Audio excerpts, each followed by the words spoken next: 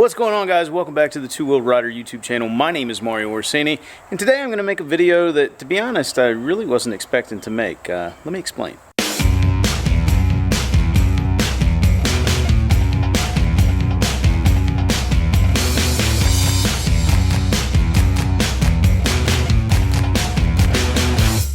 So yesterday afternoon, I decided I was going to get my old Honda C70 back out. Needed just a little bit of work done to it. Didn't take too long, and I'll show you what I did here in a second. And I posted a picture of it, took it for a ride later, posted a picture of it on my Instagram, which is connected onto my Facebook account, and it got a lot of questions, a lot of interaction on it. And I've made entire video series on this bike back in the day. It's also been featured in some other videos. I think I did a moto vlog on it one time, and then we took it down to Myrtle Beach a few years ago. And I thought people were aware of the bike, but I guess I was wrong. And now that I think about it, you know, when I was posting those videos, I probably had less than 100 subscribers, maybe a few hundred at the very, very end of that.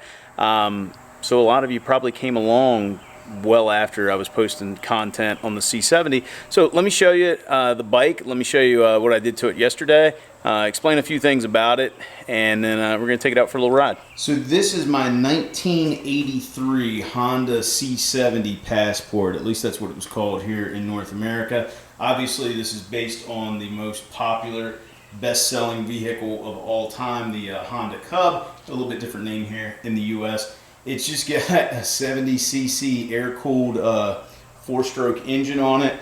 It's got a 3-speed gearbox, and notice you also have a heel shifter, and it's one of the automatic shifting ones, so there is no clutch lever up top there. A few other things about it. I mean, I did an entire, I don't want to say restoration because it's not like show quality or anything. I just wanted a nice runnable, nice running example.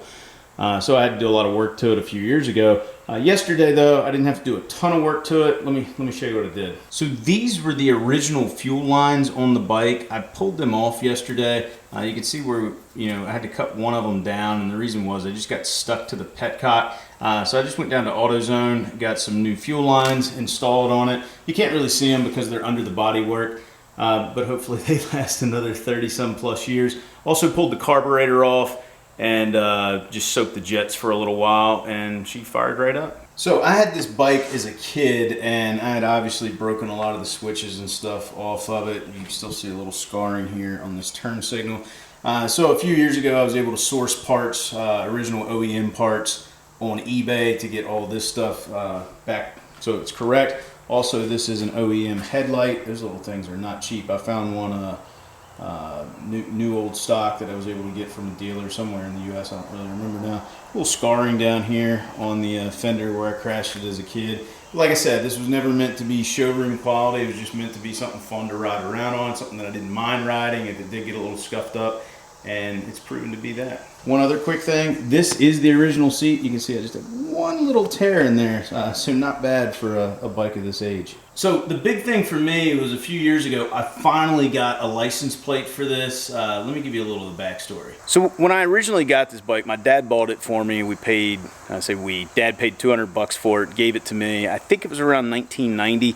Actually got it, you can't see from here, but there's a farm down on the down the hill there, and the lady that had the farm actually owned the bike.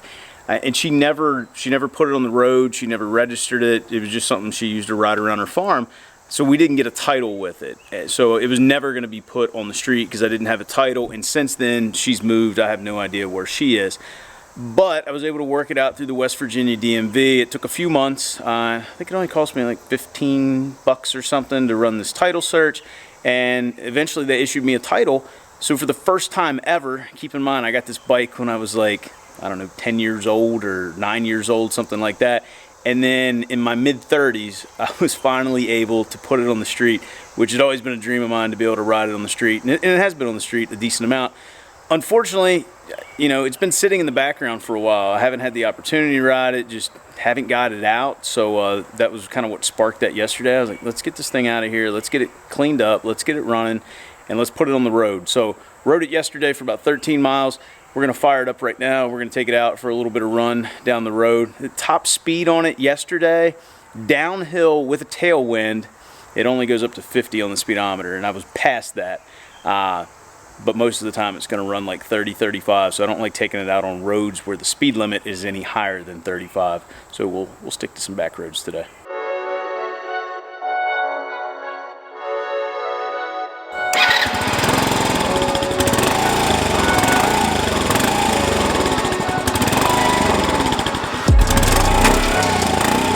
All right, riding the C70. All right, that was my best Doug DeMuro impression.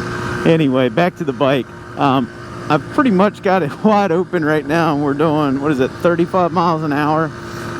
Give you a little more, just the suspension on this thing is trash.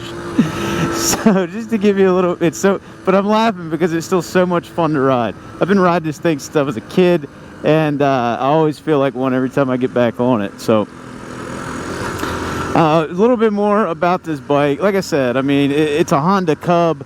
They are the #1 selling, I don't want to call it, they're the #1 selling motorized vehicle, #1 selling vehicle in the history of the world. They're obviously the best-selling motorcycle of all time. I mean, they've been building these things since, it was either the 50s or the 60s. I'd have to go back and look. And they've made them in so many different iterations. They were available in 50cc models, obviously a 70cc model, 90cc's, 110cc's. And I was really excited when it was announced last year that Honda was bringing the Cub back to the United States for the first time since, you know, this one was imported back in 1983 with the new one's basically based off of the Honda Grom motor. And it's got way better components than what this bike does. I mean, first off, I got this crappy old, like, wishbone suspension up front and this weak dual shock on the back that just beats the crap out of you, and if you hit any sort of imperfection in the road, it just starts bouncing. The new one's got I forget what the setup is in the back, but it does have, I'm sure these people think I'm crazy riding this thing. Look at the smiles. You meet the nicest people riding a Honda. But yeah, the new bike, it's got an actual front fork, or like a conventional front fork. It's also got at least disc brakes up front. It may have a disc in the back too, where I'm running drum brakes on both. It obviously makes way more horsepower than what this bike makes. I mean, I think this one's like, is it three? Yeah, I think it's like 3 horsepower, maybe 3.5 is all it makes. It's a little bit bigger, but I sat on the one at the motorcycle show, and the ergos are, I mean, it just feels like I'm sitting on this thing. In fact, the bikes pretty much look the same. They're even, you know, like blue and white or close to that. So no, I got really excited when they announced those things, but the problem is it's kind of expensive in my opinion for what you're getting. And for me, it would just be a play bike. Now, if you lived in town, it might be an excellent mode of transportation to get around. But where I work, speed limit's 55, getting to work at least most of the way. And people are running like 70. I'd just get run over trying to, you know, use that thing to commute on. So it really just ended up becoming a play bike, and I've got enough bikes to take care of, and I don't really want to fork out the cash they're asking for one of those things when I already have the original, which is way more of a conversation piece. So it's funny, you know, I've ridden this thing in some few different areas since I got it back together and got it street legal, and it's always a conversation piece. People are always interested in the bike. I'm surprised, you know, I guess I shouldn't be surprised that there are so many people that know about the bike, because like I said, they sold so many of them. But I'm also surprised when motorcyclists don't know what it is, or they call it a scooter. It's not a scooter. It's a motorcycle. That's what it's classified as. Yeah, it kind of looks like a scooter. It kind of looks like a moped, but it is truly a motorcycle. And if you can ever find one of these that's in decent shape, I mean, they are going up in value a little bit. I don't look at this as a collector's item. This is a bike. I mean, somebody could offer me $10,000 for it tomorrow. I'm not getting rid of it. It's my bike. It's been my bike for a long time, and it's going to continue to be my bike. All right, so we don't have the tailwind we had yesterday, but we're going to attempt a top speed run down this hill up here in a few moments and see what we can do. Here we go.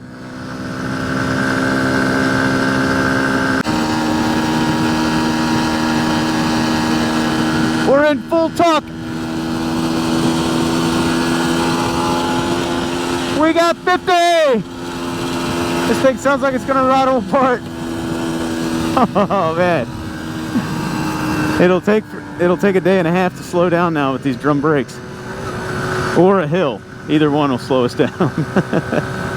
So anyway, guys, that is my, old 1983 Honda C70. For those of you newer to the channel and didn't know it exists, well, it does exist. For those of you that did know it exists, it's still around. It's not going anywhere. Just wanted to share that. Like I said, there was a lot of interest in it on Instagram and Facebook. And I just figured I'd share a little bit of the history of the bike. That way you don't sit down and watch the entire build series on it if you don't want to. But if you want something interesting to watch, it's out there. So I'm going to ride a little bit longer today. I'm not going to ride this thing too far. But I'm gonna go out and ride for another maybe 20-30 minutes, something like that. But hope you guys enjoyed today's video. If you did, please give it a big thumbs up. If you're not a subscriber, consider hitting that subscribe button, because if you like motorcycles, well, this is the place to be. If you have any questions about this thing, I'll be more than happy to answer them. Just let me know down in the comment section below. Sorry if my voice is crackling a little bit. The suspension on this thing is not that great. Anyway, as always, I'll talk to you again soon.